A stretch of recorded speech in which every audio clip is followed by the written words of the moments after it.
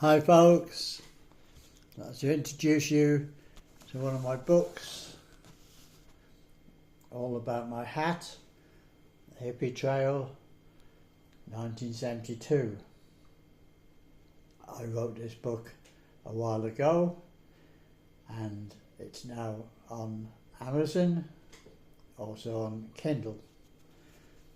It's basically the true story of my almost foolhardy trip overland to India in 1972 with practically no travel experience, not really any travel guides, and although in the book I put a travel guide because I wanted to explain a little bit of information about the towns and cities we visited and the religions we encountered, but at the time we didn't have a travel guide and very, very little money. In fact, it was about 2 weeks' wages in those days, which was about £60. And 5 of us left Norwich in a van, heading originally to Turkey. And we soon arrived in Greece, where whilst I was walking down the street in Thessalonica, I was called over by a barber who didn't actually want to cut my long hair, he wanted to give me a hat. And the hat is featured in the book. This is a picture of me in Iraq with some locals. You can see which one is me, the one with the hat. And so we travelled to Turkey in the van and then to the south of Turkey, where Keith and I caught a boat to the east of Turkey, and from there we hitchhiked across Syria into Iraq, visited Baghdad, caught a bus up to Tehran, hitchhiked across Iran and stayed at an opium farm for a few days where a local farmer was also a village policeman and supplied opium to locals.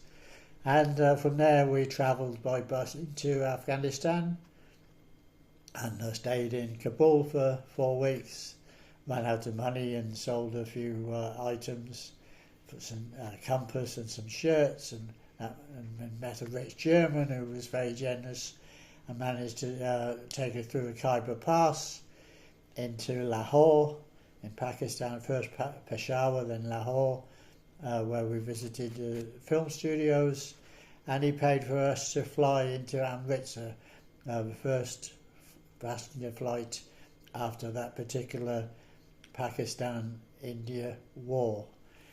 We visited the Golden Temple, and I went to Delhi and then north to the foothills of the Himalayas to a holy city by the Ganges called Haridwar, where unfortunately I contracted hepatitis and dysentery. So the journey carried on from there. I rushed back to Delhi. I was in hospital in Delhi. I was in hospital on the way home in Kabul, where I had another 6 weeks, and then in hospital in Tehran for a week, and flew back to England. And my life, I recovered and my life continued, and here I am today. And that was 54 years ago, and I remember it vividly and excitedly. It changed my life, and I wouldn't advise anybody to make that journey overland today through some of those countries, but in those days I was young, maybe a little bit foolish, and a little bit of an explorer, and looking back at it, I enjoyed it. It was really educational. I met some wonderful people, went to some wonderful places, and have some wonderful memories. And so it's all recorded in my book, all about my hat, the Hippy Trail, 1972. And you can find that book and other books on this, if you can see it.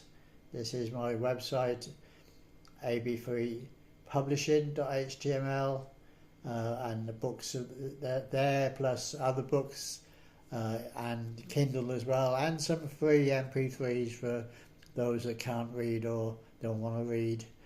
You can just click on the link and listen to it. So love and peace to everybody. I wouldn't say I'm a hippie, but I might look like a hippie, I might sound like a hippie, I might even smell like a hippie, but I'm living in a house, and I have been living in a house ever since. Done a bit of travelling, but basically I sympathise very much with the hippie philosophy of love and peace. But I'm just a guy who decided to write a book because I enjoy writing, in the hope that some of you will read it and share it. And please drop me a comment on Amazon. Let me know if you enjoy it. Thank you very much. Bye.